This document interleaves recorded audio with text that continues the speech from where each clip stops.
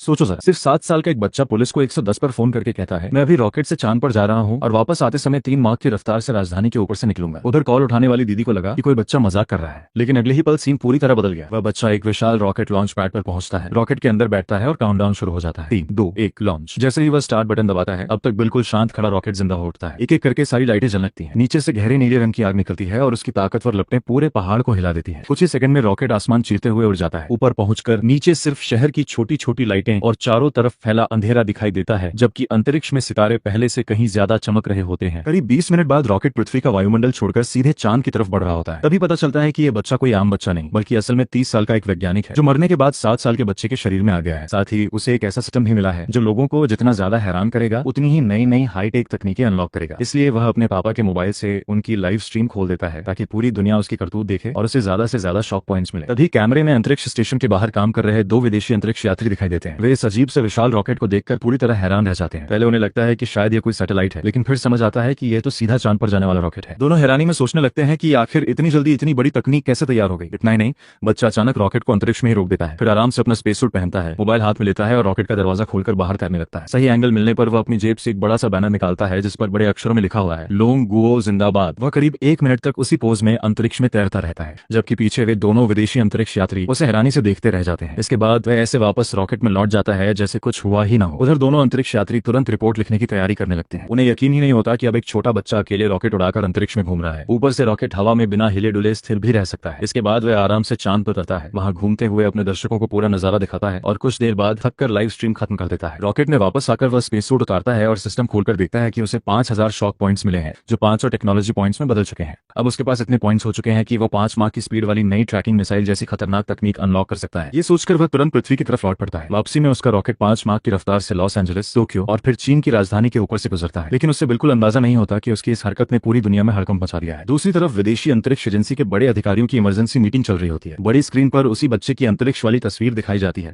जिसमें वह बैनर पकड़े मुस्कुरा रहा है। कमरे में बैठे सभी अधिकारी गुस्से से लाल हो जाते हैं और कहते हैं ये तो सीधे सीधे पूरी दुनिया को चुनौती दे रहा है। क्या ये हमें अपनी ताकत दिखाने की कोशिश है? सबके मन में सिर्फ एक ही सवाल था, क्या सच में चीन की अंतरिक्ष तकनीक हमसे इतनी आगे निकल गई? उन्होंने तो फैसला लिया कि अब और इंतजार नहीं किया जाएगा, नए चंद्र मिशन की तैयारी तेज कर दी जाए, क्योंकि दुनिया में नंबर 1 स्पेस पावर की कुर्सी किसी भी कीमत पर हाथ से नहीं जाने देनी है। उधर जापान के एयर डिफेंस सेंटर में भी हड़कंप मच गया। रडार पर 5 मार्क से भी तेज रफ्तार से उड़ती एक रहस्यमय चीज दिखाई दी। अधिकारियों के माथे पर पसीना आ गया। उन्हें लगा कि कहीं कोई मिसाइल तो चीन की तरफ नहीं जा रही। कोई बोला अगर ये हमारे ऊपर आ जाती तो फिर से सालों पुरानी तबाही दोहराई जाती। घबराकर उन्होंने तुरंत विदेश मंत्रालय को सूचना भेजी कि पता लगाया जाए आखिर यह चीज छोड़ी किस देश ने है। उधर चीन की राजधानी में सबसे ऊंचे स्तर की सैन्य बैठक बुलाई गई। सेना, सुरक्षा एजेंसियों और विदेश मंत्रालय के बड़े बड़े अधिकारी एक ही कमरे में इकट्ठा थे। सभी को शक था कि शायद किसी विदेशी देश ने हमला करने की कोशिश की है। एक अधिकारी गुस्से में मेज पर हाथ मारते हुए बोला अब तक पता क्यों नहीं चला कि यह हमला किसने किया? दूसरा अधिकारी बोला अभी संयुक्त राष्ट्र से संपर्क करने की कोशिश हो रही है। तभी सुरक्षा विभाग के अधिकारी ने कहा रडार के हिसाब से यह चीज विदेशी दिशा से आई थी, लेकिन इसकी स्पीड 4 मार्क से भी ज्यादा थी। आज की तकनीक में कोई भी देश शुरुआत से इतनी रफ्तार हासिल नहीं कर सकता, इसलिए मामला कुछ और ही लगा है। पूरे कमरे में तनाव और बेचैनी लगातार बढ़ती जा रही थी। इसी बीच एक युवा अधिकारी दौड़ता हुआ अंदर आया और उसके हाथ में एक जरूरी रिपोर्ट थी। रिपोर्ट पढ़ते ही सभी अधिकारी सन्न रह गए। कुछ देर की खामोशी के बाद उसने धीरे से कहा ये कोई मिसाइल नहीं थी, ये तो एक रॉकेट था जो चांद से वापस लौट रहा था। कमरे में बैठे सभी लोग एक दूसरे का चेहरा देखने लगे। किसी ने हैरानी से पूछा लेकिन इसकी कोई आधिकारिक सूचना क्यों नहीं मिली? जवाब मिला सूचना तो मिली थी, लेकिन किसी ने उस पर यकीन ही नहीं किया। फिर उस अधिकारी ने पूरी कहानी सुनाई कि कुछ घंटे पहले एक 7 साल के बच्चे ने पुलिस स्टेशन में फोन करके बताया था कि वह चांद पर जा रहा है और लौटते समय 5 मार्क की स्पीड से राजधानी के ऊपर से गुजरेगा। पुलिस वालों ने इसे बच्चे की शरारत समझकर नजरअंदाज कर दिया। अब उसी बच्चे की जानकारी, घर का पता और उसकी लाइव स्ट्रीम की तस्वीरें सबके सामने रखी गई। पूरे कमरे में फिर से सन्नाटा छा गया। आखिरकार आदेश दिया गया इस बच्चे को तुरंत और पूरी सुरक्षा के साथ यहाँ लाया जाए, जरा सी भी गलती नहीं होनी चाहिए। उधर इस सबसे बिल्कुल बेखबर वह 7 साल का बच्चा देर रात अपने गांव वापस पहुंच चुका था, लेकिन घर में कदम रखते ही उसके पापा ने उसे कुर्सी से बांध दिया और झाड़ू से उसकी अच्छी खासी पिटाई शुरू कर दी। बच्चा दर्द से चिल्लाते हुए बोला पापा बस भी करो, अब सच में गलती नहीं करूंगा। लेकिन उसके पापा का गुस्सा शांत होने का नाम ही नहीं ले रहा था। वे बोले हर बार कोई नई शरारत, कभी मछली पकड़ने के लिए धमका करता है, कभी चिड़ियों के घोंसले पर चढ़ जाता है। कितनी बार कहा है कि शाम से पहले घर लौट आया करो। बच्चा रोते रोते अपनी माँ की तरफ देखने लगा और बोला मम्मी बचा लो, नहीं तो आज ये मुझे सच में मार देंगे। उसकी माँ मुस्कुराते हुए बीच में आई और अपने गुस्से से भरे पति को शांत करने लगी। उन्हें जरा भी अंदाजा नहीं था कि जिस बच्चे को वे अभी शरारती समझकर डांट रहे हैं, उसी की वजह से पूरी दुनिया की सरकारें और सेनाएं इस समय हिल चुकी हैं। माँ ने मुझे उठाया, प्यार से मेरे सिर पर हाथ फेरा और बोली तुम्हारे पापा बस तुम्हारी चिंता करते हैं, अगली बार थोड़ा ध्यान रखना। मैंने भी चुपचाप से हिला दिया। फिर हम तीनों साथ बैठकर आंगन में खाना खाने लगे। सब कुछ पहले की तरह शांत और खुशहाल लग रहा था, लेकिन तभी दूर से पुलिस की गाड़ियों के सायरन सुनाई देने लगे। आवाजें तेज होती गईं और देखते ही देखते कई पुलिस की गाड़ियां और हेलीकॉप्टर हमारे घर की तरफ आने लगे। पापा हैरान होकर बोले लगता है कोई बहुत बड़ा अपराधी हमारे गांव में छिपा है। लेकिन अगले पल सारी गाड़ियां और हेलीकॉप्टर सीधे हमारे घर के सामने आकर रुक गए। पूरे घर को चारों तरफ से घेर लिया गया और हेलीकॉप्टर की तेज लाइटों से रात का अंधेरा भी दिन जैसा चमकने लगा। इतनी बड़ी फोर्स देखकर पापा के तो होश ही उड़ गए। वे जल्दी से उठकर बाहर गए और कांपती आवाज में पुलिस वालों से पूछने पूछने लगे, साहब आखिर बात क्या है? उधर गांव वाले भी शोर सुनकर घरों से बाहर निकल आए। कोई कह रहा था, आखिर इस घर में ऐसा क्या हो गया? तो कोई बिना कुछ जाने ही बोलने लगा, जरूर इनके लड़के ने कोई बहुत बड़ा कांड किया होगा। थोड़ी ही देर में गांव का प्रधान भी भागता हुआ वहां पहुंच गया, लेकिन पुलिस ने उसे भी दूर ही रोक दिया। तभी एक बड़े अधिकारी गाड़ी से उतरे। उन्होंने अपना पहचान पत्र दिखाते हुए कहा, मैं प्रांतीय पुलिस विभाग का अधिकारी हूँ। क्या यही चेनली का घर है? पापा डरते हुए बोले, साहब कहीं कोई गलतफहमी तो नहीं? मेरा बेटा तो सिर्फ 7 साल का है। पापा बार बार समझाने लगे, मेरा बेटा थोड़ा शरारती जरूर है, कभी मछली पकड़ने के लिए धमाका कर देता है, कभी पेड़ों पर चढ़कर चिड़ियों के अंडे उठा लाता है, लेकिन उसने कभी चोरी या कोई गलत काम नहीं किया। आगे से हम उसे और सख्ती से समझाएंगे। माँ ने भी हाथ जोड़कर वही बात दोहराई। तब उस अधिकारी ने मुस्कुराते हुए उन्हें शांत किया और कहा,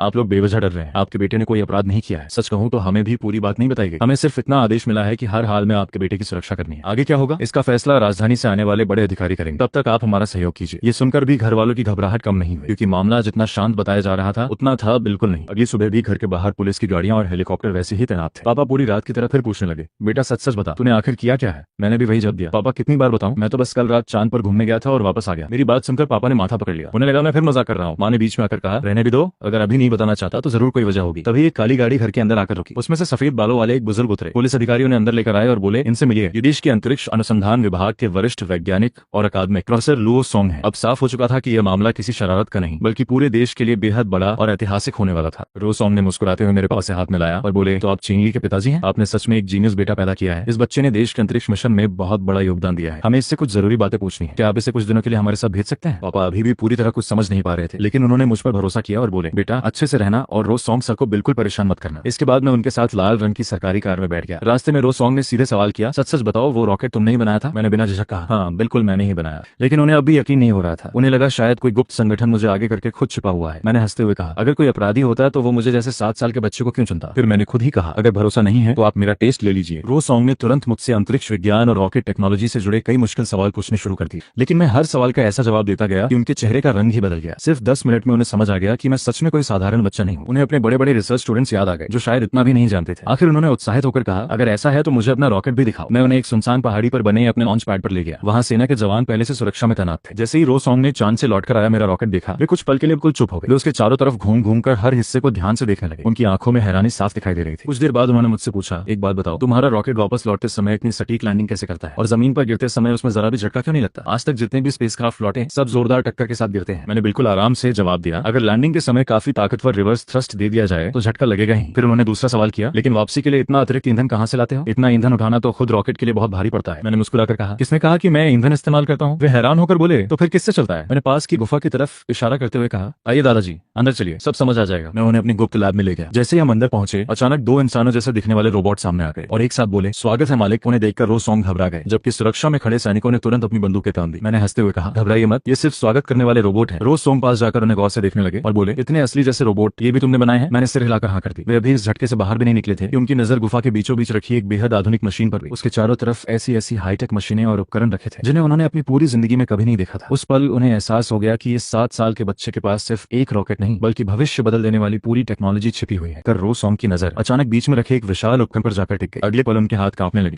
और वे हैरानी से बोले, ये तो टोकामॉक मैग्नेटिक कंट्रोल सिस्टम है। क्या तुमने सच में न्यूक्लियर फ्यूजन को पूरी तरह कंट्रोल करना सीख लिया? उनकी आंखों में यकीन और हैरानी दोनों साफ दिखाई दे रहे थे। दुनिया के बड़े बड़े देश आज तक न्यूक्लियर फ्यूजन पर रिसर्च तो कर रहे थे, लेकिन कोई भी उसकी रिएक्शन स्पीड को पूरी तरह कंट्रोल नहीं कर पाया था। लेकिन मेरे सामने खड़ा ये सिस्टम बता रहा था कि मैंने वो काम कर दिखाया है जो पूरी दुनिया अभी तक सिर्फ सपनों में सोच रही थी। रोज सॉन्ग खुशी से लगभग उछल पड़े। उन्होंने तुरंत अपना मोबाइल निकाला और उस मशीन की ढेर सारी तस्वीरें लेने लगे। वे बार बार कहते जा रहे थे, अब समझ आया तुम्हारे रॉकेट में इतनी ताकत कहां से आती है। ऐसा पावर सिस्टम पूरी धरती पर किसी के पास नहीं है। अगर ये तकनीक हमारे देश के हाथ में आ गई तो विज्ञान और अंतरिक्ष के क्षेत्र में हमारा देश कई दशक आगे निकल जाएगा। उनकी आवाज में गर्व साफ झलक रहा था, लेकिन मैंने मुस्कुराकर उनकी बात बीच में ही काट दी और कहा, रो दादाजी, ये सिर्फ साधारण कंट्रोल्ड न्यूक्लियर फ्यूजन नहीं है। दुनिया जिन सिद्धांतों पर अभी रिसर्च कर रही है, मेरे इस सिस्टम की कार्यक्षमता उनसे पूरे 45% ज्यादा है। मेरी बात सुनकर रोज सॉन्ग फिर से चौंक गए। तभी उनकी नजर उस मशीन से जुड़ी खास तारों पर गई। उन्होंने गौर से देखा और तुरंत पूछा, रुको, ये क्या ये रूम टेम्परेचर सुपर कंडक्टर है? मैंने मुस्कुराते हुए कहा, वाह दादाजी, आप सच में कमाल के वैज्ञानिक हैं। एक नजर में पहचान लिया। मेरी इस बात से साफ हो गया कि मैंने सचमुच सामान्य तापमान पर काम करने वाला सुपर कंडक्टर बन गया था। इसका मतलब था कि बिजली बिना किसी नुकसान के हमेशा के लिए बह सकती है। उसमें बिल्कुल भी गर्मी पैदा नहीं होगी, चुंबकीय क्षेत्र पूरी तरह नियंत्रित रहेगा और मैग्लेव जैसी तकनीकें पहले से कहीं ज्यादा आसान हो जाएंगी। अगर ये तकनीक दुनिया के सामने आ गई तो बिजली, ट्रांसपोर्ट, मेडिकल साइंस और कंप्यूटर जैसी कई इंडस्ट्री हमेशा के लिए बदल जाती। रोज सॉन्ग अब अपनी खुशी रोक ही नहीं पा रहे थे। वे हंसते हुए बोले, सच में हमारा देश कितनी बड़ी बड़ी प्रतिभाओं से भरा है। फिर उन्होंने बड़ी उम्मीद से मेरी तरफ देखा और पूछा, चेनली, एक बात बताओ, तुमने ये सब आखिर सीखा कैसे? मैं कुछ पल चुप रहा। मैं उन्हें ये तो नहीं बता सकता था कि मैं पिछले जन्म का वैज्ञानिक हूँ या फिर मेरे पास ऐसा सिस्टम है जो मुझे नई नई टेक्नोलॉजी अनलॉक करके देता है, इसलिए मैंने बस हल्की सी मुस्कान दी। मेरे लिए सबसे जरूरी बात सिर्फ इतनी थी कि मैं नई नई तकनीकें बनाता रहूं और सही समय आने पर उन्हें देश को सौंप दूं,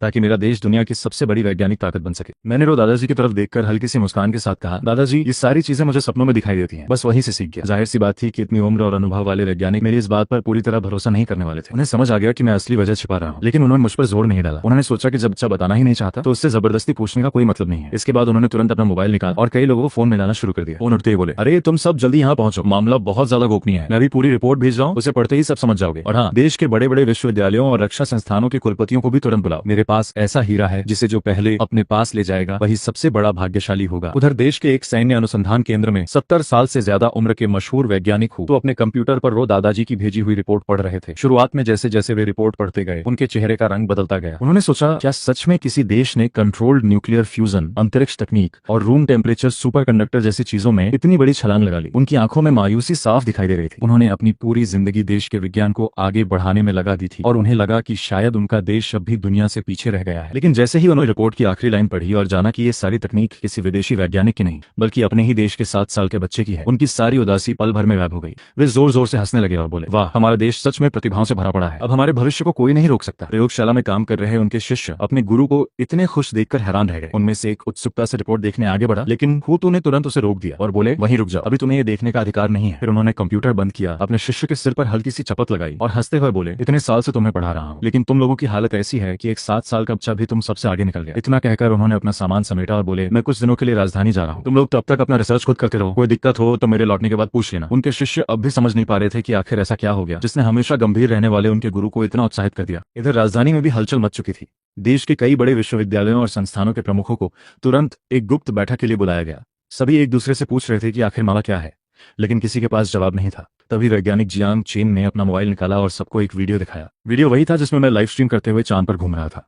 कुछ लोगों ने उसे पहले सोशल मीडिया पर देखा था, लेकिन सबको लगा था कि वो एआई से बना नकली वीडियो है, क्योंकि बाद में वह इंटरनेट से पूरी तरह गायब हो गया था। एक कुलपति ने भी हंसते हुए कहा, आजकल एआई इतनी एडवांस हो गई है कि असली और नकली में फर्क करना मुश्किल हो गया है।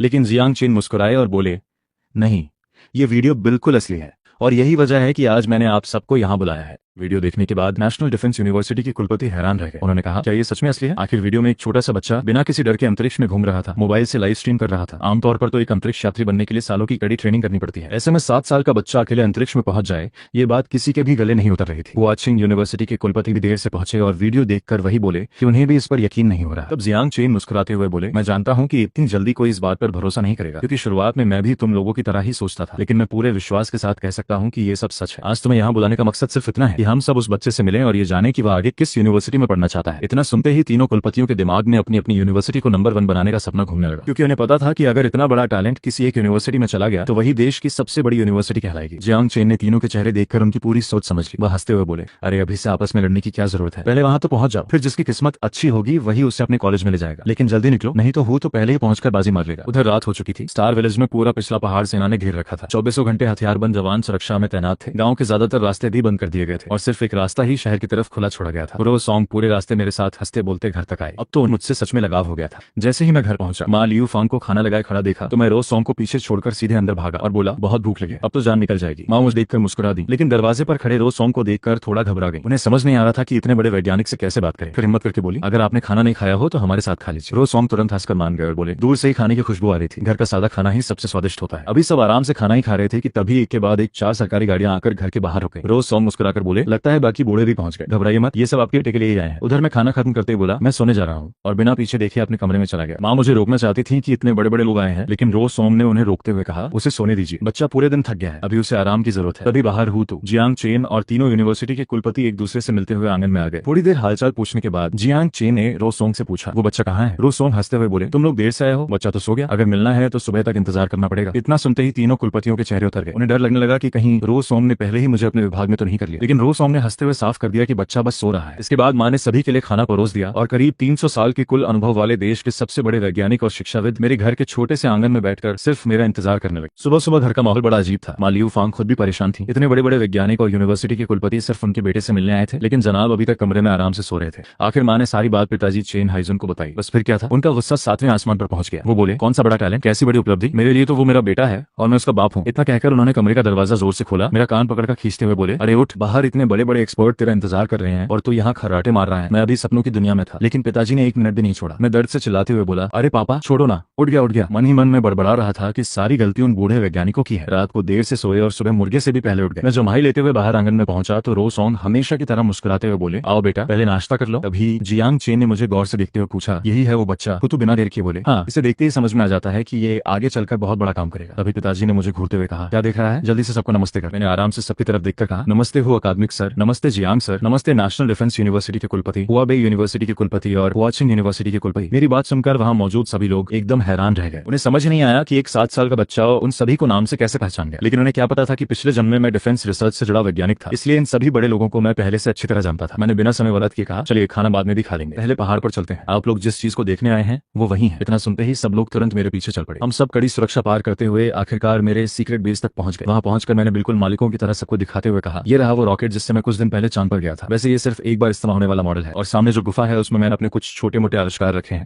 शायद आप लोग उन्हीं को देखने आए हैं। जैसे ही हम गुफा के अंदर पहुंचे, दोनों ह्यूमनॉइड रोबोट पहले की तरह बोले, स्वागत है मालिक। तीनों यूनिवर्सिटी के कुलपति उन रोबोट्स को देखकर ही दंग रह गए, क्योंकि उन्हें अभी असली हैरानी का अंदाजा भी नहीं था। वहीं हुतू और जियांग चेन ने रोबोट्स पर ज्यादा ध्यान नहीं दिया और सीधे अंदर की तरफ बढ़ गए। तभी उनकी नजर गुफा के बीचों बीच रखे उस चमचमाते विशाल टोकामाक रिएक्टर पर पड़ी। हुतू की आंखें फटी रह गईं। वो बड़बड़ाए, ये सचमुच टोकामाक डिवाइस है? जियांग चेन ने भी गंभीर आवाज में कहा, लगता है ये अब ऊर्जा परिवर्तन भी सफलतापूर्वक कर रहा है। फिर उन्होंने मेरी तरफ देखा और पूछा, क्या तुम हमें इसका डेमो दिखा सकते हो? मैं मुस्कुराया और सीधे मशीन के पास जाकर बीच में लगे लाल बटन पर अपना अंगूठा रख दिया। अगले ही पल मशीन ने आवाज निकाली, फिंगरप्रिंट सत्यापित, सिस्टम चालू, प्रतिक्रिया समय 0.0001 सेकंड, वर्तमान तापमान 87,000 डिग्री सेल्सियस, सभी पैरामीटर सामान्य है। देखते ही देखते पूरा अंधेरा पहाड़ रोशनी से जगमगा उठा। गुफा के अंदर लगे सारे इलेक्ट्रॉनिक उपकरण एक साथ चालू हो गए। तभी सबकी नजर दीवारों पर गई। पूरी गुफा इतनी चिकनी और व्यवस्थित थी कि साफ पता चल रहा था इसे प्राकृतिक नहीं बल्कि इंसानों ने बनाया है। जियांग चेन हैरानी से बोले, क्या ये पूरी गुफा तुमने खुद खोदी है? मैं बिना कुछ कहे गुफा के एक कोने तक गया और वहां रखे कई दर्जन किलो विस्फोटक की तरफ इशारा कर दिया। इतना देखकर वहां मौजूद सभी लोगों के चेहरे पर फिर से हैरानी साफ दिखाई देने लगी। मैं सबको अपनी बनाई हुई चीजें दिखाते हुए बोला, ये डायरेक्शनल ब्लास्ट वाला विस्फोटक है। इससे धमाका सिर्फ एक तय इलाके में होता है और ये हाई प्रिसीजन विस्फोटक है जो जमीन के अंदर 3 किलोमीटर से भी ज्यादा गहराई तक सीधा धमाका कर सकता है। हालांकि मैंने अभी तक इसे टेस्ट नहीं किया। कहीं नीचे से गैस निकल आई तो मेरी ही छुट्टी हो जाए। मेरी बातें सुनकर सब लोग मुस्कुरा दिए, लेकिन हुतू का पूरा ध्यान टोकामाक रिएक्टर पर था। वो कांपती आवाज में बोले, चेन ली, इस पर जो डेटा लिखा है क्या वो सच है? सिर्फ 0.001 ग्राम हाइड्रोजन ट्रिटियम ईंधन से 50 लाख जूल ऊर्जा निकलती है। ये सुनते ही जियांग चेन भी भागकर मशीन के पास पहुंचे और दिमाग में तुरंत हिसाब लगाने लगे। वो हैरानी से बोले, अगर इतनी सी मात्रा से इतनी ऊर्जा निकलती है तो सिर्फ 1 ग्राम ईंधन ही कई टन कोयले और तेल के बराबर ऊर्जा पैदा कर देगा। मैंने आराम से कहा, मेरा कंट्रोल्ड न्यूक्लियर फ्यूजन सिस्टम अभी तक जिस लक्ष्य पर हमारा देश काम कर रहा है उससे कम से कम 40% ज्यादा ताकतवर है। मेरी बात सुनकर वहां मौजूद सभी वैज्ञानिकों के चेहरे बदल गए। उन्हें समझ आ गया कि अगर ये तकनीक सचमुच इस्तेमाल होने लगी तो देश की कई बड़ी वैज्ञानिक समस्याएं हमेशा के लिए खत्म हो जाएंगी। मैंने आगे बताया, और इस पूरी ऊर्जा को सीधे बिजली में भी बदला जा सकता है। रो सॉन्ग ने तुरंत कहा, अगर इसे रूम टेम्परेचर सुपरकंडक्टर के साथ जोड़ दिया जाए तो बिजली बिना किसी नुकसान के ट्रांसफर होगी। फिर उन्होंने समझाया कि इससे सिर्फ अंतरिक्ष विज्ञान ही नहीं बल्कि मेडिकल, इलेक्ट्रॉनिक्स और कई दूसरी इंडस्ट्रीज में भी क्रांति आ जाएगी। जियांग चेन बिना एक सेकंड गवाए मेरे पास आए और बोले, चेन ली, क्या हम ये सारे उपकरण अपने साथ ले जा सकते हैं? इन्हें यहाँ छोड़ना सुरक्षित नहीं है। मैंने बेफिक्र होकर कहा, ले जाइए, अगर डिजाइन ड्राइंग भी चाहिए तो वो भी दे दूंगा। इतना सुनते ही जियांग चेन ने तुरंत फोन निकाला और देश का सबसे ऊंचे स्तर का सीक्रेट ऑपरेशन शुरू करवा दिया। उन्होंने आदेश दिया कि सभी रास्ते सील किए जाएं और इन तकनीकों को पूरी सुरक्षा के साथ रिसर्च सेंटर पहुंचाया जाए। इसके बाद जियांग चेन ने मुस्कुराकर मुझसे पूछा, क्या तुम हमारे साथ राजधानी चलना चाहोगे? वहां तुम्हें बेहतर माहौल मिलेगा, बड़े बड़े वैज्ञानिक मिलेंगे और पढ़ाई के लिए भी सबसे अच्छे शिक्षक होंगे। बस इतना सुनना था कि तीनों यूनिवर्सिटी के कुलपति भी तुरंत आगे आ गए। कोई मुझे नेशनल डिफेंस यूनिवर्सिटी आने के लिए मनाने लगा तो कोई हुआचिन यूनिवर्सिटी की तारीफ करने लगा। तीसरे कुलपति बोले कि उनके पास सबसे ज्यादा संसाधन है। कुछ ही सेकंड में गुफा के अंदर माहौल ऐसा हो गया जैसे तीनों आपस में मुकाबला कर रहे हो। वजह भी साफ थी, अगर मैं किसी एक यूनिवर्सिटी को चुन लेता तो वही पूरे देश की नंबर 1 यूनिवर्सिटी बन जाती। आखिर सबकी नजरें मुझ पर टिक गईं। सबको लगा कि अब मैं किसी एक का नाम लूंगा, लेकिन मैंने मुस्कुराकर कहा, माफ कीजिए अंकल, लेकिन मैं कहीं नहीं जाना चाहता। मैं अभी सिर्फ 7 साल का हूँ, पहली क्लास में पढ़ता हूँ, मुझे अभी स्कूल जाना है। मेरी बात सुनते ही पूरा माहौल एकदम शांत हो गया। किसी ने सोचा भी नहीं था कि मैं इतना बड़ा मौका इतनी आसानी से ठुकरा दूंगा। जियांग चेन ने फिर प्यार से समझाया, अगर तुम्हें ये सब बनाना पसंद है तो वहाँ तुम्हें बहुत सारे ऐसे लोग मिलेंगे जो तुम्हारे साथ रिसर्च करें, तुम्हें बेहतर जिंदगी भी मिलेगी। अगर ये यूनिवर्सिटी पसंद नहीं तो कृषि अकादमी, स्पेस रिसर्च या एनर्जी रिसर्च सेंटर भी चुन सकते हो। तुम्हारे माता पिता की भी चिंता मत करो, उन्हें भी तुम्हारे साथ अच्छी नौकरी और रहने की सुविधा मिलेगी। रो सॉन्ग ने भी बहुत समझाया, लेकिन मैंने फिर भी सिर हिलाकर मना कर दिया। मैंने कहा, अंकल सच में मैं यहीं खुश हूँ, अगर अभी चला गया तो मेरे लिए मुश्किलें और बढ़ जाएंगी, लेकिन आप सब चिंता मत कीजिए, आगे अगर मैं कोई नई तकनीक बनाऊंगा तो सबसे पहले आपको ही बताऊंगा। मेरी बात सुनकर सभी वैज्ञानिक और कुलपति मायूस हो गए। नेशनल डिफेंस यूनिवर्सिटी के कुलपति ने आखिरी बार पूछा, एक बार फिर सोच लो। मैंने मुस्कुराकर जवाब दिया, नहीं अंकल, मुझे बड़े शहर पसंद नहीं, मुझे अपना गाँव और यहाँ की आजादी ज्यादा अच्छी लगती है। आखिर में रो सॉन्ग ने कहा, चेन ली, फैसला तुम्हारा है, देश के वैज्ञानिक संस्थानों के दरवाजे तुम्हारे लिए हमेशा खुले रहेंगे। मैंने शर्माते हुए उन्हें धन्यवाद कहा। उसी रात पूरे गांव और आसपास के इलाके को सेना ने घेर लिया, सड़कें बंद कर दी गई, निगरानी कैमरे बंद कर दिए गए, हेलीकॉप्टर लगातार आसमान में गश्त करने लगे और लोगों को सख्त आदेश दे दिया गया कि इस ऑपरेशन की कोई भी फोटो, वीडियो या जानकारी बाहर नहीं जानी चाहिए। पूरे लिन्युआन काउंटी में बस एक ही चर्चा चल रही थी कि आखिर इतनी पुलिस, सेना और हेलीकॉप्टर क्यों आए हुए हैं। उधर हमारे गाँव के लोग तो अपनी अपनी अपनी कहानियां बना चुके थे। कोई कह रहा था देखा फिर से हेलीकॉप्टर आ गए, जरूर चेन परिवार का लड़का कोई बहुत बड़ा अपराध कर बैठा है। दूसरा बोला अरे मुझे तो लगता है ये दुश्मन देश का जासूस है, तभी इतने बड़े अधिकारी उसके घर आए। देखो अभी भी घर के अंदर पूछताछ चल रही होगी। लेकिन असलियत इससे बिल्कुल अलग थी। घर के अंदर सभी बड़े वैज्ञानिक और अधिकारी अब वापस जाने की तैयारी कर रहे थे और मेरे माता पिता से विदा ले रहे थे। जाते जाते रोसोंग अंकल ने मेरे पापा से हंसते हुए लेकिन सख्त लहजे में कहा, याद रखना अब चेन ली देश की सबसे महत्वपूर्ण संपत्तियों में से एक है। आज के बाद इसे हाथ भी लगाया तो कानून तुम्हें भी नहीं छोड़ेगा, चाहे तुम इसके पिता ही क्यों ना हो। पापा बस मजबूरी में मुस्कुराकर बोले जी बिल्कुल। लेकिन अंदर ही अंदर उनका गुस्सा 7वें आसमान पर था। उन्हें तो मेरे सारे बड़े बड़े ऑफर ठुकराने के बाद झाड़ू से मेरी अच्छी खातिरदारी करनी थी, मगर इतने लोगों के सामने कुछ कर भी नहीं सकते थे। ऊपर से जाते जाते ऐसी चेतावनी भी मिल गई कि अब ना मार सकते हैं और न ही डांट सकते हैं। सबके जाने के बाद मैं आराम से अपने बिस्तर पर लेट गया। तभी मेरी आंखों के सामने सिस्टम का पारदर्शी पैनल खुल गया। उस पर लिखा था चांद तक की लाइव यात्रा और उससे पैदा हुए पूरे घटनाक्रम के कारण तुम्हें कुल 10,000 शॉक पॉइंट मिले हैं, जिन्हें 1,000 टेक्नोलॉजी पॉइंट में बदल दिया गया है। ये देखकर मैं खुद हैरान रह गया। पहले जहां मुश्किल से कुछ दर्जन या ज्यादा से ज्यादा 100 पॉइंट मिलते थे, इस बार तो रिकॉर्ड ही टूट गया था। तभी मुझे समझ आया कि सिस्टम पॉइंट कैसे गिनता है। पहला नियम था कि जितने ज्यादा लोग चौंकेंगे उतने ज्यादा पॉइंट मिलेंगे। दूसरा नियम उससे भी ज्यादा अहम था, जिस इंसान का दर्जा जितना बड़ा होगा उसके चौंकने पर उतने ही ज्यादा पॉइंट मिलेंगे। मैंने तुरंत अपना स्टेटस खोला। उसमें मेरा नाम, अब तक सीखी हुई तकनीकें, डायरेक्शनल बम, कंट्रोल्ड न्यूक्लियर फ्यूजन और रूम टेम्परेचर सुपरकंडक्टर सब दिखाई दे रहा था। अब मेरे पास इतने पॉइंट हो चुके थे कि मैं आखिरकार अपने अगले बड़े प्रोजेक्ट पर काम कर सकता था। मैं सीधे सिस्टम की दुकान में गया और 5 मार्क स्पीड वाली ट्रैकिंग मिसाइल खरीद ली। 2,000 टेक्नोलॉजी पॉइंट खर्च होते ही उसकी पूरी टेक्नोलॉजी, सिद्धांत और डिजाइन सीधे मेरे दिमाग में उतर गए। कुछ ही पल में मेरे पास उस मिसाइल की पूरी जानकारी मौजूद थी। उधर राजधानी के एक बेहद गोपनीय सुरक्षा सम्मेलन में देश के बड़े बड़े अधिकारी इकट्ठा थे। सामने लगी बड़ी स्क्रीन पर अमेरिका की अंतरिक्ष एजेंसी की नई रिसर्च दिखाई जा रही थी। वीडियो खत्म होने के बाद पूरे कमरे में सन्नाटा छा गया। रिपोर्ट के मुताबिक अमेरिका अब अपने अंतरिक्ष यानों में कंट्रोल्ड न्यूक्लियर फ्यूजन लगाने की तैयारी कर रहा था, ताकि ईंधन की खपत बहुत कम जाए। ये खबर सुनकर सभी के चेहरे उतर गए। सबको समझ आ गया था कि अगर अमेरिका इसमें सफल हो गया तो अंतरिक्ष और ऊर्जा दोनों क्षेत्रों में उसका दबदबा और भी बढ़ जाएगा। झांगी गहरी सांस लेकर बोले, हमने कई पीढ़ियों तक मेहनत की, ये सोचकर कि एक दिन हम अमेरिका की बराबरी कर लेंगे, लेकिन लगता है वो हमसे अभी भी बहुत आगे निकल चुका है। अगर उनका ये प्रोजेक्ट पूरा हो गया तो पूरी दुनिया की ऊर्जा और स्पेस इंडस्ट्री पर उनका लगभग एकाधिकार हो जाएगा। कमरे में बैठे हर व्यक्ति का मन भारी हो चुका था। लेकिन कुछ ही पल बाद झांगी अचानक अपनी कुर्सी से उठ खड़े हुए। उनकी आंखों में फिर से वही जुनून लौटा। उन्होंने मेज पर हाथ मारते हुए कहा, हम इतने आसानी से हार नहीं मान सकते। हमारे देश के वैज्ञानिकों ने 100 साल तक मेहनत करके यहाँ तक पहुंचाया है। एक तकनीक के कारण हम पीछे नहीं हटेंगे। जैसे कभी हमारे महान वैज्ञानिकों ने देश को परमाणु शक्ति देकर दुनिया में मजबूत स्थान दिलाया था, वैसे ही अब हमें कंट्रोल्ड न्यूक्लियर फ्यूजन में दुनिया से आगे निकलना होगा। उन्होंने तुरंत ऐलान किया कि आज से देश के सारे बड़े संसाधन सबसे पहले इसी प्रोजेक्ट पर लगाए जाएंगे और अमेरिका से पहले इस तकनीक को पूरी तरह विकसित करना ही सबसे बड़ा लक्ष्य होगा। तभी अचानक मीटिंग रूम का दरवाजा खुला और जियांग चेन मुस्कुराते हुए अंदर आए। कमरे का इतना भारी माहौल देखकर उन्होंने हंसते हुए पूछा, अरे यहाँ आखिर चल क्या रहा है? जियांग चेन मीटिंग रूम में घुसते ही हंसकर बोले, अरे तुम सबके चेहरे ऐसे क्यों लटके हुए हैं जैसे किसी ने सबको एक साथ दुख भरी खबर सुना दी हो। झांग ये तुरंत उन्हें अपने पास ले गए और बोले, जियांग अकादमिक, आप बिल्कुल सही समय पर आए हैं। अभी हमने अमेरिका की नई स्पेस टेक्नोलॉजी की रिपोर्ट देखी है। अगर ये सच निकली तो वो हमसे बहुत आगे निकल जाएंगे। इतना सुनते ही जियांग चेन जोर से हंस पड़े और बोले, अरे मैं तो समझा कोई बहुत बड़ी मुसीबत आ गई। ये खबर 90% झूठी है। फिर उन्होंने सबको याद दिलाया कि अमेरिका पहले भी कई बार अपनी टेक्नोलॉजी को बढ़ा चढ़ाकर दिखा चुका है, ताकि दूसरे देश घबरा जाएं और बेवजह अपने संसाधन खर्च कर दें। झांगी फिर भी थोड़ा परेशान थे। उन्होंने पूछा, लेकिन अगर इस बार खबर सच हुई तो? जियांग चेन पूरे आत्मविश्वास से मुस्कुराए और बोले, अगर सच भी हुई तब भी हमें डरने की जरूरत नहीं है। आज का हमारा देश किसी से कम नहीं है। करीब आधे घंटे बाद जियांग चेन झांगी को एक बेहद गोपनीय रिसर्च सेंटर में ले गए। वहां पहुंचते ही झांगी की आंखें फटी की फटी रह गई। उनके सामने सचमुच कंट्रोल्ड न्यूक्लियर फ्यूजन रिएक्टर रखा था। उन्होंने हैरानी से पूछा, ये सच में कंट्रोल्ड न्यूक्लियर फ्यूजन है? इसे आखिर बनाया किसने? जियांग चेन मुस्कुराकर बोले, किसी बड़े वैज्ञानिक ने नहीं, एक 7 साल के बच्चे ने। वही बच्चा जिसकी जांच करने के लिए तुम लोगों ने पूरी टीम भेजी थी। फिर उन्होंने बताया कि रोसोंग जब उस बच्चे के पास पहुंचे तो वहां सिर्फ चांद पर जाने वाला रॉकेट ही नहीं बल्कि ऐसी ऐसी तकनीकें भी मिली जिन्हें देखकर सभी वैज्ञानिक दंग रह गए। झांगी कुछ देर तक उन मशीनों को देखते ही रह गए। फिर भावुक होकर बोले, अगर ये सब सच है तो हमारा देश इतिहास में एक नया अध्याय लिखने वाला है। दुनिया में हमारी ताकत और सम्मान दोनों कई गुना बढ़ जाएंगे। मुझे अच्छी तरह समझ आ गया था कि जो बैंक कार्ड मुझे दिया गया है उसे रिसर्च के नाम पर सपोर्ट कहना तो बस एक बहाना है। असल में उसके जरिए मेरी हर गतिविधि पर भी नजर रखी जा रही थी। लेकिन मुझे इससे कोई फर्क नहीं पड़ता था, क्योंकि आखिर में मेरी बनाई हुई हर टेक्नोलॉजी देश के ही काम वाली थी। मैं आराम से मोबाइल चला रहा था कि तभी एक इंटरनेशनल न्यूज सामने आ गई। उसमें झांगी मीडिया के सामने इंटरव्यू दे रहे थे। उन्होंने साफ कहा, हमारी साइंस अकादमी इस समय नई तियानशिंग 6 फाइटर जेट पर काम कर रही है। अमेरिका की साइंस मैगजीन में जो भी बातें छपी हैं उन पर भरोसा मत करो। ये कहना कि हमारा देश टेक्नोलॉजी में पीछे है पूरी तरह गलत है। ये देखकर मैं हल्का सा मुस्कुराया और मन ही मन बोला, कमाल है। उधर अमेरिका कंट्रोल्ड न्यूक्लियर फ्यूजन की बात कर रहा है, इधर हमारा देश साउथ हेवन गेट जैसी परियोजनाओं की चर्चा कर रहा है। दोनों देशों को एक दूसरे की असली ताकत का अंदाजा ही नहीं है। शायद यही वजह है कि दुनिया में अभी तक संतुलन और शांति बनी हुई है। इसके बाद मैंने तुरंत ऑनलाइन शॉपिंग ऐप खोला और अपनी अगली रिसर्च के लिए जरूरी सामान चुनना शुरू कर दिया। करीब आधे घंटे तक एक एक चीज ध्यान से चुनने के बाद आखिरकार मेरी लिस्ट तैयार हुई। कुल खर्च 10 लाख से भी ज्यादा बैठा। अगर पहले की बात होती तो मैं इतने महंगे सामान लेने की सोच भी नहीं सकता था, लेकिन अब रिसर्च का पूरा खर्च देश उठा रहा था, इसलिए मैं कहीं भी समझौता नहीं किया। ज्यादातर सामान हाई क्वालिटी कार्बन फाइबर का था। सबसे नए मॉडल के कंट्रोल चिप्स थे और इंफ्रारेड स्कैनर भी सीधे मिलिट्री ग्रेड का मांगा था। इसके अलावा मुझे एक नया छोटा कंट्रोल्ड न्यूक्लियर फ्यूजन रिएक्टर भी बनाना था, क्योंकि वही मेरी हर अगली टेक्नोलॉजी की नींव बनने वाला था। उधर जैसे ही मेरा ऑर्डर सिस्टम में गया, राष्ट्रीय सुरक्षा विभाग की विशेष टीम के कंप्यूटर पर उसकी पूरी लिस्ट पहुंच गई। हर सामान के साथ मेरी खास जरूरतें भी लिखी थी, जैसे 5 ए ग्रेड चिप चाहिए, सबसे नया मॉडल चाहिए और इंफ्रारेड स्कैनर भी सैन्य स्तर का होना चाहिए। लिस्ट देखकर झांगी हंस पड़े और बोले, ये बच्चा सच में कमाल का है। जो चाहिए बिल्कुल साफ साफ साफ लिख देता है। उन्होंने तुरंत आदेश दिया कि 2 दिनों के अंदर पूरा सामान सुरक्षित तरीके से स्टार विलेज पहुंचा दिया जाए। फिर उन्होंने जियांग चेन से पूछा, क्या इस लिस्ट से अंदाजा लगाया जा सकता है कि ये अगली बार क्या बनाने वाला है? जियांग चेन कुछ देर तक स्क्रीन देखते रहे, फिर बोले, कुछ सामान तो साफ बता रहा है कि ये फिर से एक छोटा कंट्रोल्ड न्यूक्लियर फ्यूजन सिस्टम बनाएगा। लगता है वो मशीन उसकी हर रिसर्च की सबसे जरूरी चीज है। बाकी सामान देखकर मुझे शक है कि शायद ये किसी नए तरह के इंफ्रारेड गाइडेड बम या मिसाइल पर काम करने वाला है। ये सुनकर झांगी थोड़े चिंतित हुए और बोले, क्या हमें उसकी सुरक्षा के लिए लोगों को भेज देना चाहिए? लेकिन जियांग चेन ने तुरंत मना कर दिया। उन्होंने कहा, ये बच्चा आजाद माहौल में काम करने का आदी है। अगर हर वक्त लोग इसके आसपास रहेंगे तो उसका दिमाग खुलकर काम नहीं कर पाएगा। 3 दिन बाद पूरे स्टार विलेज में सरकारी आदेश पहुंच गया कि अब इस इलाके का औद्योगिक विकास किया जाएगा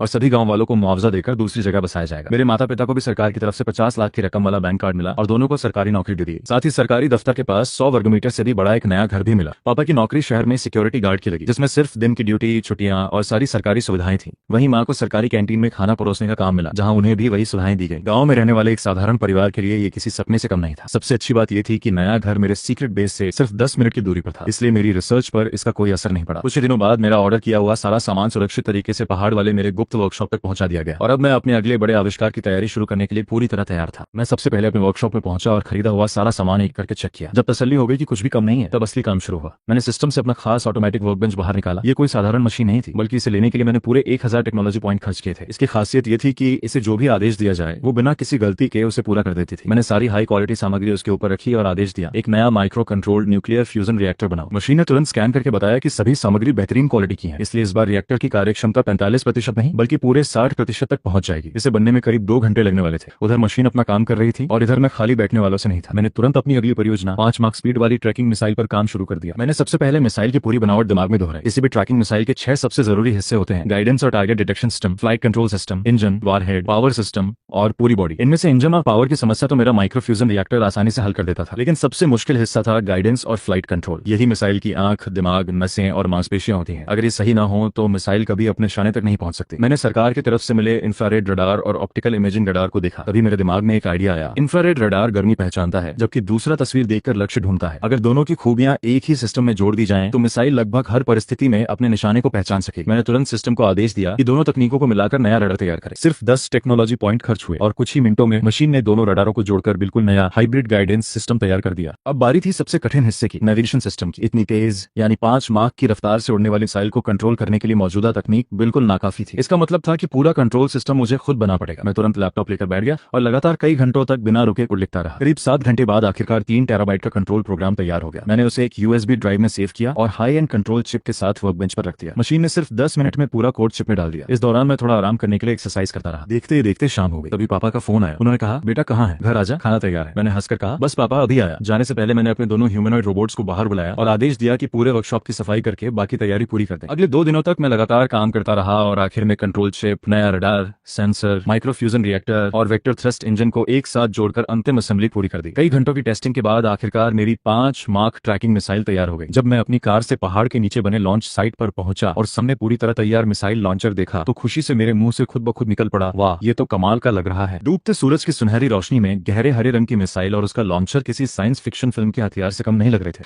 मैं कुछ देर तक बस उसे निहारता ही रह गया। फिर कंट्रोल पैनल पर जाकर मैंने पहला टेस्ट करने का फैसला किया। मैंने मिसाइल का अंतिम लक्ष्य युद्ध क्षेत्र में सेट किया, लेकिन लॉन्च की दिशा बिल्कुल उल्टी रखी। मेरा इरादा था कि पहले ये पूरी पृथ्वी का एक चक्कर लगाए ताकि इसकी असली रेंज और क्षमता का पता चल सके। जैसे ही मैंने लॉन्च बटन दबाया, मिसाइल धीरे धीरे ऊपर उठी। सुरक्षित ऊंचाई पर पहुंचते ही एक जोरदार धमाके के साथ उसकी रफ्तार सीधे 1 माक हो गई और कुछ ही सेकंड में बढ़ते बढ़ते 5.5 माक तक पहुंच गई। असल में मैंने इसे 5 माक के लिए डिजाइन किया था, लेकिन क्योंकि इसमें अभी वारहेड नहीं लगा था, इसलिए वजन कम होने की वजह से इसकी स्पीड और बढ़ गई। मिसाइल सबसे पहले पूरे जापान के ऊपर से निकली, फिर मेरे कंट्रोल के हिसाब से दक्षिणी हिस्से से घूमते हुए उत्तरी इलाकों, उसके बाद यूरोप और आखिर में मध्य क्षेत्र के आसमान तक पहुंच गई। इस दौरान कई देशों ने उसे रोकने के लिए एयर डिफेंस मिसाइलें दागी, लेकिन मेरी मिसाइल इतनी तेज और सटीक थी कि कोई भी उसे छू तक नहीं पाया। मैंने अपनी मिसाइल को कंट्रोल करते हुए पूरे युद्धग्रस्त इलाके के आसमान में कई चक्कर लगवाए। कुछ ही मिनट पहले तक जहां हर तरफ गोलियों और धमाकों की आवाजें गूंज रही थी, वहां अचानक सन्नाटा छा गया। ऐसा लग रहा था जैसे सबको किसी अनजान खतरे का एहसास हो गया हो। अगर उस समय कोई एयर डिफेंस रडार देख रहा होता तो उसे एक और हैरान कर देने वाली चीज दिखाई देती। मिसाइल ने आसमान में ऐसा रास्ता बनाया था कि उसकी पूरी ट्रैजेक्टरी मिलाकर अंग्रेजी में स्टॉप लिखा हुआ बन रहा था। आखिर में मैंने उसका निशाना बदलकर अमेरिका के सबसे पास वाले अंतर्राष्ट्रीय समुद्री इलाके की तरफ कर दिया। करीब 2 मिनट बाद मिसाइल मेरे सिर के ऊपर से गरजती हुई निकली और आसमान में एक लंबी सफेद लकीर छोड़ गई। तभी मेरे दिमाग में एक जरूरी बात आई, मैं इसकी रेंज आखिर माखी क्यों रहा हूं? इस मिसाइल का इंजन तो कंट्रोल्ड न्यूक्लियर फ्यूजन पर चलता है,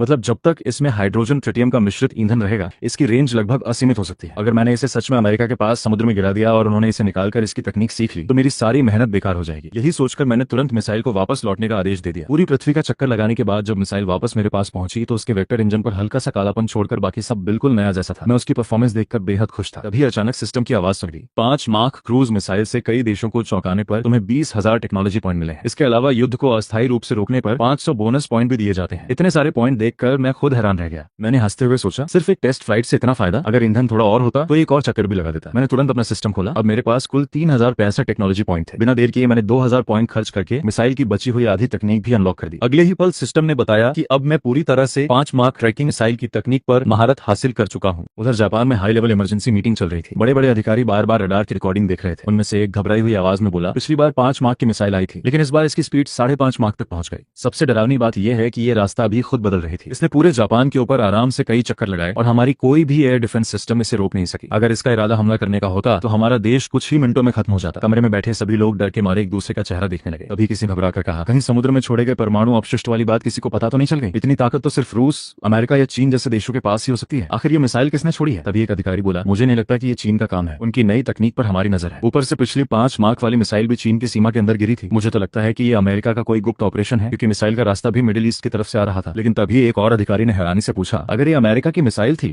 तो उसने हमारे देश के ऊपर इतना लंबा चक्कर क्यों लगाया? क्या अब उन्हें हमारी वफादारी पर भी भरोसा नहीं रहा? तभी एक कर्मचारी भागता हुआ अंदर आया और बोला, सर, अमेरिकी विदेश मंत्रालय की तरफ से तुरंत वीडियो कॉन्फ्रेंस का कॉल आया है। ये सुनते ही सभी अधिकारी घबराकर मीटिंग रूम की तरफ दौड़ पड़े। जैसे ही वीडियो स्क्रीन चालू हुई, सामने अमेरिका के विदेश मंत्री बेहद गुस्से में बैठे दिखाई दी। जापानी प्रतिनिधि अभी ठीक से अपनी कुर्सी पर बैठे भी नहीं थे कि सामने से पहली बात सुनाई दी, तुम लोगों की हिम्मत कैसे हुई ऐसा करके? जापान के प्रधानमंत्री को तो पहले लगा कि अमेरिका को उनके परमाणु अपशिष्ट छोड़ने वाली हरकत का पता चल गया है, इसलिए उन्होंने घबराते हुए तुरंत माफी मांगनी शुरू कर दी। लेकिन उधर से अमेरिका के विदेश मंत्री गुस्से में चिल्ला पड़े, हमारे सामने मासूम बनने की कोशिश मत करो। 5 मार्क की मिसाइल बना ली तो क्या दुनिया पर राज करोगे? 3 दिन के अंदर उसकी पूरी तकनीक और ब्लूप्रिंट हमें सौंप दो, नहीं तो अंजाम अच्छा नहीं होगा। ये सुनकर जापानी अधिकारी पूरी तरह हैरान रह गए। उन्होंने सफाई देते हुए कहा, हमने ऐसी कोई मिसाइल नहीं बनाई। सच तो ये है कि हमें लगा था शायद मिडिल ईस्ट में चल रहे युद्ध के दौरान आपकी मिसाइल गलती से हमारे ऊपर से निकल गई होगी। हम भी उतने ही परेशान हैं जितने आप। जब अमेरिका ने पूछा कि फिर उनके हिसाब से मिसाइल कहां से लॉन्च हुई थी, तो जापान ने सीधे चीन का नाम ले दिया। ये सुनते ही अमेरिका को कुछ दिन पहले नासा की रिपोर्ट याद आ गई। उन्हें लगा कि शायद चीन की अंतरिक्ष तकनीक के साथ साथ मिसाइल तकनीक भी बहुत तेजी से आगे बढ़ रही है। इसके बाद अमेरिका ने जापान से मिली सारी जानकारी तुरंत अपने मुख्यालय भेज दी और सीधे चीन के सैन्य दूतावास पहुंचकर जवाब मांगने लगा। अमेरिकी राजदूत गुस्से से बोला, क्या तुम्हें पता भी है कि 5 मार्क की मिसाइल जापान के ऊपर उड़ाना क्या मतलब रखता है? क्या तुम लोग अमेरिका को युद्ध की धमकी दे रहे हो? सामने बैठे ली हुआ ने उसकी पूरी बात शांत होकर सुनी और फिर एकदम सख्त आवाज में जवाब दिया, सबूत कहाँ है कि वो मिसाइल चीन ने छोड़ी थी? और अगर सच में हमारे पास ऐसी मिसाइल होती तो क्या तुम इतने आराम से यहाँ बैठकर हमसे सवाल पूछ रहे होते? याद रखो, अब चीन पहले वाला देश नहीं रहा जिसे कोई भी दबा सके। चीन की तकनीक में अचानक हुई तरक्की के बाद ली हुआ का रवैया भी पूरी तरह बदल चुका था। वह साफ समझता था कि दुनिया में कूटनीति तभी चलती है जब ताकत बराबर हो। अगर ताकत एक तरफ ज्यादा हो जाए तो सामने वाला बातचीत नहीं आदेश देने लगता है। लेकिन उसने ये भी साफ कर दिया कि चीन कभी किसी कमजोर देश पर जुल्म नहीं करेगा, मगर कोई चीन को दबाने की कोशिश करेगा तो उसे भी बख्शा नहीं जाएगा। अमेरिकी राजदूत ने तुरंत रडार की रिकॉर्डिंग सबूत के तौर पर सामने रख दी। वीडियो में साफ दिखाई दे रहा था कि लगभग 5 मार्क की स्पीड वाली मिसाइल चीन की दिशा से निकलकर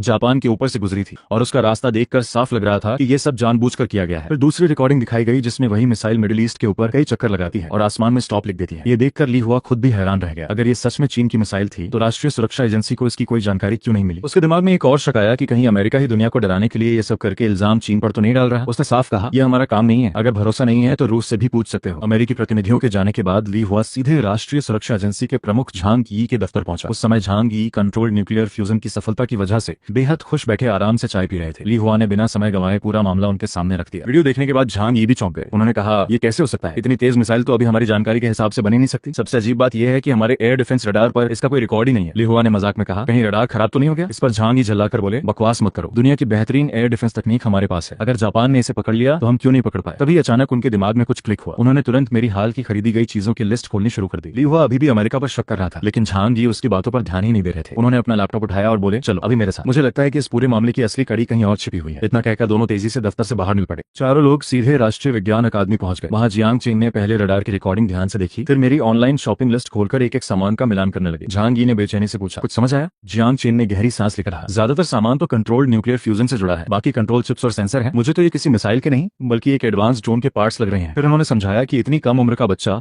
और इतने कम समय में 5 मार्क की मिसाइल बना दे, ये लगभग नामुमकिन है। ऊपर से अगर चीन का एयर डिफेंस सिस्टम भी उसे पकड़ नहीं पाया तो शायद वो मिसाइल किसी और देश से लॉन्च हुई होगी और जानबूझकर चीन की सीमा से बचाकर उड़ाई गई होगी। तभी झांग यी के कंप्यूटर पर मेरी नई शॉपिंग लिस्ट आ गई, जिसमें कॉपर एलॉय, विशेष धातुएं और कार्बन फाइबर जैसे सामान थे। जियांग चेन मुस्कुराकर बोले, देखा, मैं कह रहा था ना, ये मिसाइल नहीं बना रहा बल्कि अपने ड्रोन का ढांचा और मजबूत कर रहा है। अगर सच में वही 5 मार्क वाली मिसाइल उसी ने बनाई होती तो वो इंसान नहीं चमत्कार होता। ये सुनकर झांग यी ने भी राहत की सांस ली। उधर मैं अपने पहाड़ वाले गुप्त अड्डे पर बैठा मन ही मन हंस रहा था। मैंने मिसाइल को चीन की सीमा में घुसते ही पहले से सिग्नल जैमर चालू कर दिया था। इसलिए किसी भी रडार को उसकी असली जानकारी नहीं मिल पाई। अब मेरी 5 मार्क ट्रैकिंग मिसाइल लगभग पूरी तैयार थी, सिर्फ उसका वॉरहेड यानी हमला करने वाला मॉड्यूल बाकी था। मेरे सामने कई विकल्प थे, साधारण विस्फोटक, आर्मर पियर्सिंग वॉरहेड, यहाँ तक कि परमाणु हथियार या जैविक वायरस जैसे खतरनाक विकल्प भी मौजूद थे। लेकिन मैंने फैसला किया कि मैं सिर्फ पारंपरिक विस्फोट और बख्तर भेदी क्षमता वाला संयोजन ही इस्तेमाल करूंगा। इसके बाद मैंने अपने सारे विस्फोटकों को वर्कबेंच पर रखा और सिस्टम को आदेश दिया कि इनकी ताकत बढ़ाकर ऐसा बनाया जाए जिसकी तबाही का दायरा 100 किलोमीटर तक सीमित रहे, आकार 250 किलोमीटर के आयत जैसा हो और असर जमीन के 1 किलोमीटर अंदर तक पहुंचे। सिस्टम ने 5 टेक्नोलॉजी पॉइंट काटे और 20 मिनट में काम पूरा करने की पुष्टि कर दी। मेरे पास अभी भी 1000 से ज्यादा टेक्नोलॉजी पॉइंट बचे हुए थे।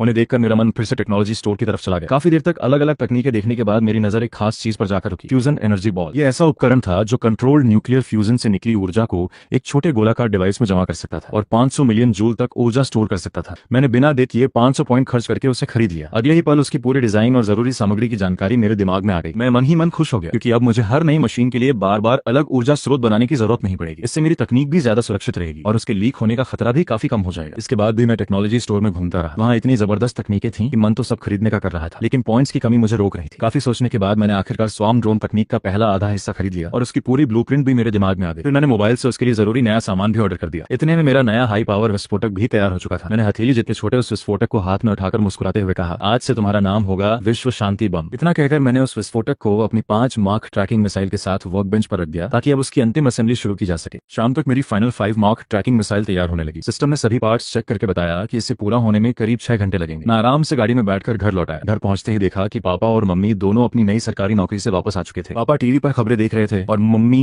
रसोई में खाना बना रही थी। मैं अपने कमरे में जाकर बिस्तर पर लेट गया, लेकिन दिमाग लगातार नई टेक्नोलॉजी के बारे में सोचता रहा। मैंने फैसला किया कि अभी के लिए स्वार्म ड्रोन को युद्ध के लिए नहीं बल्कि आम लोगों के काम आने वाली तकनीक बनाऊंगा। मैं सोचने लगा कि अगर मिसाइल में इस्तेमाल होने वाले high level control chip, sensor और नेविगेशन सिस्टम को नागरिक ड्रोन में लगाया जाए तो लोगों की जिंदगी कितनी आसान हो सकती है। इसी सोच के साथ मैं रात भर अपने दिमाग में नए डिजाइन तैयार करता रहा। अगली सुबह मैं फिर अपने पहाड़ वाले गुप्त बेस पर पहुंच गया। रात में मंगाया गया सारा सामान वहां पहले से रखा हुआ था। मैंने फ्यूजन एनर्जी बॉल बनाने का सारा मटेरियल वर्कबेंच पर रखा और सिस्टम को काम शुरू करने का आदेश दिया। सिस्टम ने बताया कि सारी सामग्री बेहतरीन क्वालिटी की है, इसलिए एनर्जी बॉल की स्टोरेज क्षमता 20% बढ़ जाएगी और एक साथ 30 एनर्जी बॉल बनाई जा सकती है। करीब 30 मिनट बाद पहली एनर्जी बॉल तैयार हो गई। मैंने उसे कंट्रोल्ड न्यूक्लियर फ्यूजन रिएक्टर से जोड़ दिया। कुछ ही सेकंड में तेज आवाज के साथ रिएक्टर चालू हुआ और केवल 2 मिनट के अंदर उस छोटी सी बॉल में लगभग 600 मिलियन जूल ऊर्जा भर गई। अब मेरे पास ऐसा ऊर्जा स्रोत था जो मेरी किसी भी भविष्य की टेक्नोलॉजी को आसानी से चला सकता था। इसके बाद मैंने उस फ्यूजन एनर्जी बॉल को अपनी नई 5 मार्क ट्रैकिंग मिसाइल के फ्यूल सेक्शन में फिट कर दिया। एक सिस्टम की दोबारा जांच करने के बाद मैंने रडार खोला और मिडिल ईस्ट में चल रही भीषण लड़ाई को देखा। बिना समय गवाए मैंने वहां के एक खाली युद्ध क्षेत्र को लक्ष्य बनाया और लॉन्च बटन दबा दिया। और यही पल मिसाइल लॉन्चर से आसमान में उछली, अपनी दिशा खुद सेट की और बिजली जैसी रफ्तार से मिडिल ईस्ट की ओर निकल पड़ी। उसी समय वहां के सैन्य मुख्यालय में अफरा तफरी मची थी। अधिकारी लगातार रिपोर्ट दे रहे थे कि एयर डिफेंस मिसाइलें 500 से भी कम बची हैं, अगले 24 घंटे में पूरी तरह खत्म हो जाएंगी। दूसरी रिपोर्ट आई कि देश का पूर्वी हिस्सा दुश्मन के कब्जे में जा चुका है, बिजली व्यवस्था ठप हो चुकी है और लाखों लोग अपने घर छोड़कर भाग रहे हैं। ये सब सुनकर वहां का सेना प्रमुख गुस्से और बेबसी में दीवार पर मुक्का मार देता है। वह चिल्लाकर कहता है कि सिर्फ तेल के लिए इतनी तबाही मचाना इंसानियत नहीं बल्कि खुली लूट है। अगर आज रात तक हालात नहीं सुधरे तो वे खुद अपने सारे तेल के कुएं उड़ा देंगे ताकि दुश्मन के हाथ कुछ भी न लगे। साथ ही उसने चीन और रूस जैसे देशों से शरणार्थियों को अपनाने की अपील करने का आदेश दिया। तभी अचानक पूरे कंट्रोल रूम में अलार्म बज उठा। रडार स्क्रीन पर फिर वही 5 मार्क की रहस्यमय मिसाइल दिखाई दी। सभी अधिकारी एक दूसरे का चेहरा देखने लगे क्योंकि ठीक एक दिन पहले भी ऐसी ही मिसाइल आई थी। अब सबको लगा था कि वह हमला करने आई है, लेकिन उसने किसी पर हमला नहीं किया था। वो दोनों सेनाओं के ऊपर चक्कर लगाती रही, मानो युद्ध रुकवाने की कोशिश कर रही हो। अब वही रहस्यमय मिसाइल एक बार फिर उनकी ओर बढ़ रही थी। युद्ध के दूसरे मोर्चे पर भी अफरा तफरी मची हुई थी। जैसे ही एयर डिफेंस सिस्टम ने 5 मार्क की तेज रफ्तार मिसाइल को पकड़ा, वहां के सैन्य कमांडर ने हंसते हुए कहा, कल तो इस मिसाइल ने सबको डरा दिया था, लेकिन असल में ये तो हमारे सहयोगी देश की चाल है। इसका निशाना सामने वाला देश होगा। हमारी चिंता की कोई बात नहीं। लेकिन कुछ ही सेकंड बाद उसके चेहरे का रंग उड़ गया क्योंकि मिसाइल सीधे उनकी दिशा में बढ़ रही थी। उसने तुरंत अपने सहयोगी देश से संपर्क किया। उधर से जवाब मिला, चिंता मत करो, अपनी पूरी ताकत से हमला जारी रखो। ये सुनकर उसने अपने सैनिकों को आदेश दिया कि अगले 24 घंटों में दुश्मन को पूरी तरह खत्म कर दिया जाए क्योंकि उनके हथियार और संसाधन लगभग समाप्त हो चुके हैं। इधर युद्ध के बीचों बीच टूटे हुए मकानों के मलबे में सैकड़ों बेघर लोग छिपे हुए थे। हर तरफ गोलियों और बमों की आवाज गूंज रही थी। तभी लगभग 7 साल का एक छोटा बच्चा आसमान की ओर इशारा करके चिल्लाया, देखो वही मिसाइल फिर आ गई। कल भी यही आई थी, अब हम बच जाएंगे। लेकिन वहां मौजूद बड़े लोग जानते थे कि अगर मिसाइल हमला करने आई है तो अगले ही पल सब खत्म हो सकता है। उसी समय मैं अपने रडार से उन मासूम लोगों को देख रहा था। मैंने महसूस किया कि अगर मिसाइल पहले से तय जगह पर गिरी तो इन निर्दोष लोगों की जान भी जा सकती है। इसलिए मैंने तुरंत उसका लक्ष्य बदल दिया और सभी देशों के सैन्य सिस्टम पर एक संदेश भेजा, स्टॉप और डेथ, यानी युद्ध रोक दो वरना मौत के लिए तैयार रहो। संदेश मिलते ही एक देश ने तुरंत गोलीबारी रोक दी, लेकिन दूसरा देश इसे सिर्फ डराने की चाल समझकर लगातार हमला करता रहा। उनका कमांडर तो उल्टा खुश होकर बोला कि ये मनोवैज्ञानिक दबाव है जिससे दुश्मन बिना लड़े ही हार मान जाएगा। ये देखकर मैंने भी फैसला कर लिया। मैंने मिसाइल को उनकी सीमा की तरफ मुड़ दिया। 5 मार्क की रफ्तार से उड़ती मिसाइल को वहां पहुंचने में सिर्फ 30 सेकंड लगे। इससे पहले कि कोई कुछ समझ पाता, सीमा पर अचानक लगभग 10 किलोमीटर लंबी, 2 किलोमीटर चौड़ी और करीब 1 किलोमीटर गहरी विशाल खाई बन गई। विस्फोट इतना शक्तिशाली था कि पूरे इलाके की बिजली, संचार व्यवस्था और रडार सिस्टम एक झटके में ठप पड़ गए। सैन्य मुख्यालय में हड़कंप मच गया। कमांडर घबराकर चिल्लाया, ये क्या हो गया? ये तो हमारी मदद के लिए आने वाली मिसाइल थी, लेकिन अब किसी से संपर्क नहीं हो पा रहा था। हर तरफ सिर्फ सन्नाटा और अंधेरा था। जैसे ही हमला रुका, युद्ध क्षेत्र में छिपे लोग धीरे धीरे मलबे से बाहर निकल रहे। कुछ देर पहले तक जहां लगातार गोलाबारी हो रही थी, वहां अचानक शांति छा गई थी। उसी समय मेरे सिस्टम की स्क्रीन पर सुनहरे अक्षरों में एक नया संदेश चमका, hidden reward unlock, Pacific Rim Combat में का। ये देखकर मैं भी हैरान रह गया। मैंने अनजाने में जोर से कहा, ये तो कमाल हो गया, क्योंकि पिछले जन्म में वैज्ञानिक होने की वजह से मैं अच्छी तरह जानता था कि यह कोई साधारण रोबोट नहीं, बल्कि कई मंजिला इमारत जितना विशाल, दर्जनों मीटर ऊंचा और अत्याधुनिक हथियारों से लैस इंसानी आकार का युद्धक मेका था। ऐसी मशीनें अब तक सिर्फ साइंस फिक्शन फिल्मों और एनीमे में ही दिखाई देती थी, लेकिन अब सिस्टम ने उसे मेरे लिए इनाम के रूप में अनलॉक कर दिया था। मैंने गहरी सांस ली, खुद को शांत किया और सिस्टम में मिले नए इनाम की पूरी जानकारी खोलकर देखने लगा। स्क्रीन पर जो लिखा था उसे पढ़ते ही मैं पूरी तरह हैरान रह गया। इनाम था पैसिफिक रिम कॉम्बैट मेका शुगवांग। इसकी ऊंचाई लगभग 47 मीटर थी, वजन करीब 1800 टन और इसे चलाने के लिए 7वीं पीढ़ी का कंट्रोल्ड न्यूक्लियर फ्यूजन रिएक्टर लगाया गया था। इसकी ताकत लगभग 35 लाख हॉर्स पावर थी। इतना ही नहीं, इसमें nano composite armour, memory alloy, high energy particle cannon, 12 supersonic missile launcher, 8 laser defence system और 2 प्लाज्मा कटिंग ब्लेड जैसे खतरनाक हथियार भी मौजूद थे। सबसे चौंकाने वाली बात थी इसकी खास क्षमताएं, ऑप्टिकल कैमोफ्लेज, इलेक्ट्रोमैग्नेटिक शील्ड और शॉर्ट रेंज स्पेस जंप। बस एक कमी थी, यह अभी पूरी तरह तैयार नहीं था और इसे असेंबल करना बाकी था। इतनी जानकारी पढ़ने के बाद मैं कुछ पल तक स्क्रीन को घूरता ही रह गया। मेरे मुंह से अपने आप निकला, ये कोई साधारण रोबोट नहीं, बल्कि चलता फिरता युद्ध का किला है। सोचकर ही रोंगटे खड़े हो गए कि लगभग 50 मीटर ऊंचा और 1800 टन वजनी यह मेका अगर किसी युद्ध भूमि पर खड़ा हो जाए तो दुश्मन बिना लड़े ही डर जाए। उसके हथियारों की ताकत तो अलग ही थी, लेकिन जिसने मुझे सबसे ज्यादा हैरान किया वह था इसका स्पेस जंप फीचर। यानी यह मेका कुछ ही पल में एक जगह से दूसरी जगह पहुंच सकता था, चाहे बीच में कितनी भी दूरी या कोई भी बाधा क्यों ना हो। अब यह सिर्फ आधुनिक टेक्नोलॉजी नहीं रह गई थी, बल्कि ऐसा लग रहा था जैसे भविष्य की दुनिया की कोई चीज मेरे हाथ लग गई हो। इसके बाद मैंने मेका को बनाने के लिए जरूरी सामान की लिस्ट देखी। लिस्ट इतनी लंबी थी कि उसमें सैकड़ों तरह के दुर्लभ धातु, हाई टेक कंपोजिट मटेरियल और कई तरह के वैज्ञानिक उपकरण शामिल थे। अच्छी बात यह थी कि इनमें से ज्यादातर चीजें मैं देश की मदद से आसानी से हासिल कर सकता था, लेकिन कुछ बेहद दुर्लभ सामान ऐसे भी थे जिन्हें सिर्फ सिस्टम की टेक्नोलॉजी पॉइंट से ही खरीदा जा सकता था। मैंने तुरंत सिस्टम स्टोर खोलकर हिसाब लगाया। पूरी लिस्ट पूरी करने के लिए मुझे अभी करीब 5000 टेक्नोलॉजी पॉइंट्स और चाहिए थे। मैंने मन ही मन सोचा कि यह संख्या बड़ी तो है, लेकिन नामुमकिन नहीं। अगर मैं आगे भी कुछ बड़े कारनामे करता रहा तो इतने पॉइंट्स जल्दी इकट्ठे हो जाएंगे। फिलहाल मैंने इस योजना को थोड़ी देर के लिए रोक दिया और अपना ध्यान सामने रखी 5 मार्क ट्रैकिंग मिसाइल की तरफ मोड़ दिया। वर्कबेंच पर मिसाइल का आखिरी असेंबली प्रोसेस अभी भी चल रहा था। रोबोटिक आर्म्स एक एक पार्ट को बेहद सटीक तरीके से जोड़ रहे थे और कुछ ही घंटों में उसका ढांचा लगभग पूरा बन चुका था। उसकी गहरे हरे रंग की धातु वाली बॉडी तेज रोशनी में चमक रही थी। तभी मेरी नजर उस फ्यूजन एनर्जी बॉल पर गई जिसे मैंने अभी अभी चार्ज किया था। वह मुट्ठी जितनी छोटी थी, लेकिन उसका गहरा नीला रंग ऐसा लग रहा था मानो उसके अंदर पूरा आसमान कैद हो। उसके भीतर करीब 600 मिलियन जूल ऊर्जा भरी हुई थी, जिसकी ताकत लगभग 14 टन टीएनटी के बराबर थी। इतनी छोटी सी गेम किसी छोटे शहर की बिजली व्यवस्था ठप करने के लिए काफी थी। मैंने बहुत सावधानी से उसे मिसाइल के फ्यूल सेक्शन में फिट किया, कुछ कदम पीछे हटकर पूरी मिसाइल को देखा और मुस्कुराते हुए कहा, अब सब कुछ बिल्कुल परफेक्ट है। तभी मिसाइल की असेंबली पूरी हुई और उसी पल सिस्टम की नई सूचना मेरे सामने चमक